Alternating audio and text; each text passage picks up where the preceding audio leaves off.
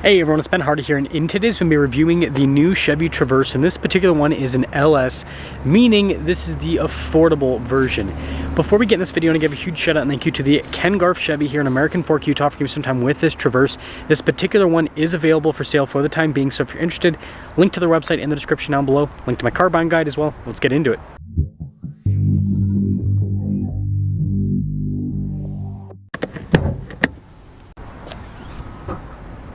Under the hood, we have a turbocharged 2.5 liter 4-cylinder that goes through an 8-speed automatic transmission. Fuel economy is 20 around town and then 27 on the highway, with power outputs being 328 horsepower and then 326 pound-feet of torque.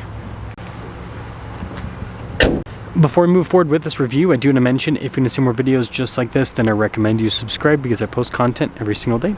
So starting with the hood, the Traverse has this new cool boxy design. Kind of reminds me of like the Silverado trucks in terms of how it looks. And then we've got this split light design. It seems like split light is kind of like the new thing in the car industry. So you can see with the turn signal indicator and everything there at the top, and then you've got the headlight, everything down below. And we've got this nice chrome trim here on the front grille with the Chevy bow tie. And, well, there's the front.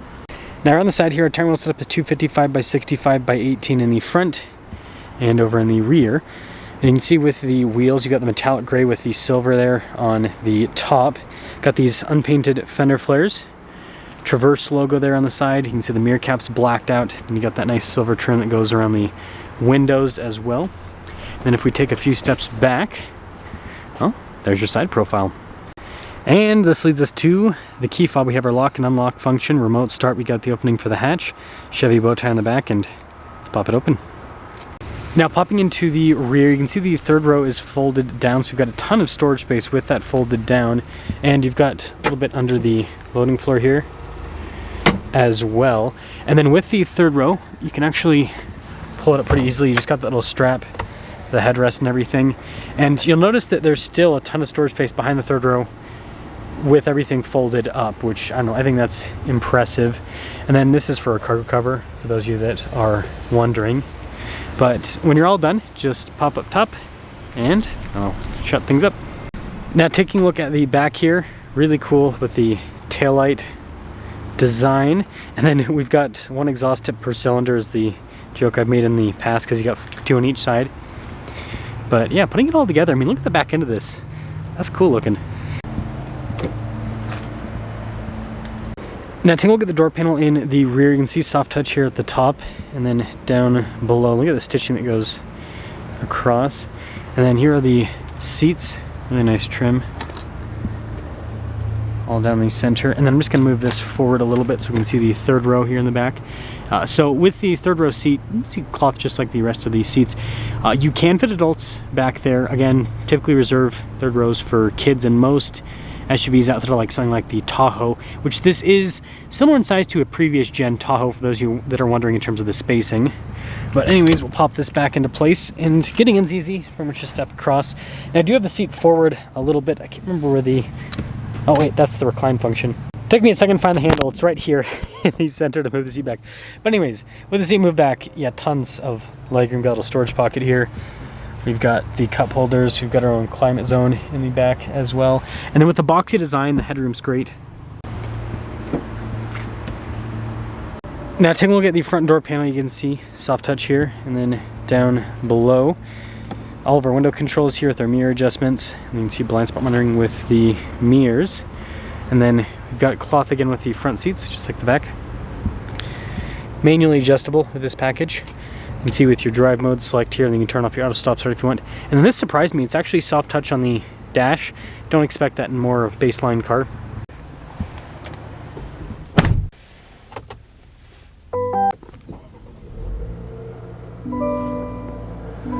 Now taking a look at the steering wheel, you can see soft touch all around. We've got paddle shifters on the back, radio controls as well.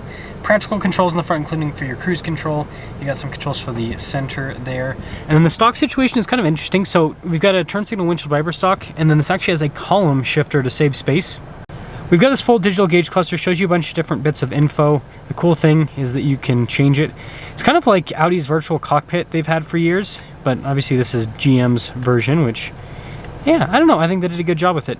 Now this also surprised me. We've got this, you can see bird's eye view and everything with the camera system. So we do have a 360 in this, which I don't know, I think that's impressive at this price point. And then as for the infotainment system, quick response time. Yes, there are certain controls built into it, like the light controls, for example. They have shortcuts to that.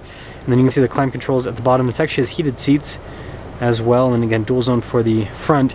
And they actually give you some physical buttons down below for that climate stuff. And then look at this, there's actually a nice stitching there on the dash too. Got this little storage area, sorry, tons of glare there. I think it's with the cup holders. And then more storage. And pretty big center console, it goes in deep. I like that cubby on top. But yeah, nice trim on the top. And then the glove box. And then no center for anything like that. So here's our window sticker. This is where you can see this is front wheel drive. That is something to mention. But anyways, $38,995 is the total MSRP on this. And let's see how it drives. Well, let's talk about visibility as we set off in the Traverse. Over the hood, both the mirrors. Throughout the rest of the rear. And I think I can squeeze on through here. So we will... Actually, no, that's too tight. She's a wide girl, so we're gonna back up through here. This camera system helps out quite a bit. It's nice to see this on a sub $40,000 vehicle. Chevy's really coming in strong with the value lately, and I think one of the ways that they're able to do this is I've noticed they've streamlined a lot of their cars. Like they all have the same gauge cluster. They all, and other automakers doing this too. Same gauge cluster, same infotainment system. Like everything's, like with the Traverse 2, the same engine. And so since everything's, well not everything, but a lot of the items are the same across the board, then that means that I would assume that it lowers the production cost for the vehicle. Man, this lot's tight. I'll get back to you guys after I get out of this. We are now kind of setting off more so. Gotta still meander through the parking lot and find a way out. It's kind of like a maze down here. It's kind of like a maze down here. I think that I just reached another dead end. Well, this gives me a little bit more time with the not so exciting stuff about the car, like the seats, which are actually comfortable. Yeah, this is like all, and not a bed. Whenever you're not familiar with the dimensions of a car, which I'm not familiar with the dimensions of this, it's always nerve-wracking going through tight spaces. It's like a, instead of a corn maze, it's a car maze. Can you find your way out? Time will tell.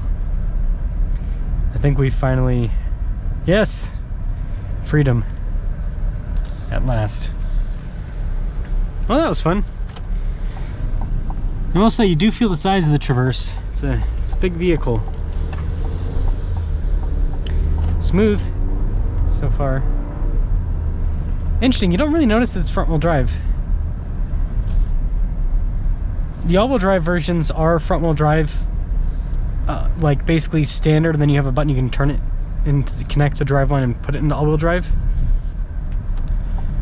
So they probably spend a bunch of time on the driving dynamics in front wheel drive, because that's what most people are going to experience this car as most of the time. This engine's got good torque. I would never call this fast, but it's adequate the power. And again, this segment of SUV, it's not about speed. It's about, you know, being able to get out of its own way, which this can definitely get out of its own way. And then I think the other impressive part with this powertrain is the fuel economy is pretty darn good.